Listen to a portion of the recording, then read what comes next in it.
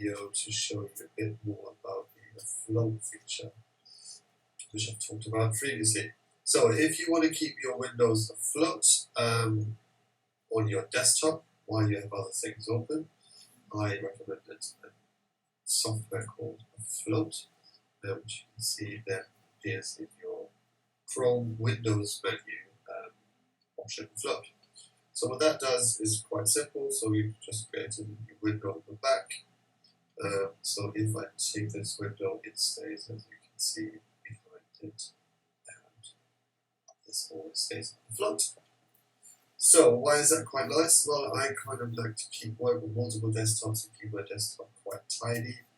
Kind of have one window kind of up here in the corner, for example.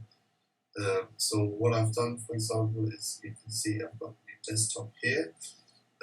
This is obviously quite full, but you can see this, if you look at it, it's quite neat.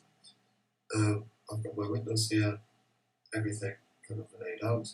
If I hover over one of them, it kind of lights up, which is a nice feature. This way I can fit all my videos on here, and so some stock plots, if I wanted to have another window, which I can kind of move across as I like, or just have a working window as well. How do I do that? Well, I've kind of shown you here how it's done with the float, and here, for example, I've got a nice little layout for all my stocks that I want to keep an eye on. And then this one, for example, I haven't done it yet. So if I click on this window, go to Windows, click Translucent, it goes to be translucent. And then in the Adjust Effects menu, what I want to do is put it behind all others so that I can move stuff on top of it. And important here, take this one, make opaque while I'm working with it. That basically means it lights nicely up if you hover over it, so you don't get distracted, etc.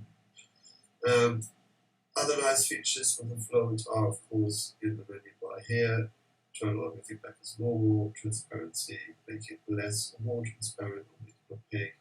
And you can just play around with those. And you can also keep the window on screen. In all spaces, what I like to do is work with multiple browsers. For example, on this one I have Opera, and with Opera I have selected that it will only show on this desktop. Now, this means you avoid that it actually shows on desktops where you don't want it to show.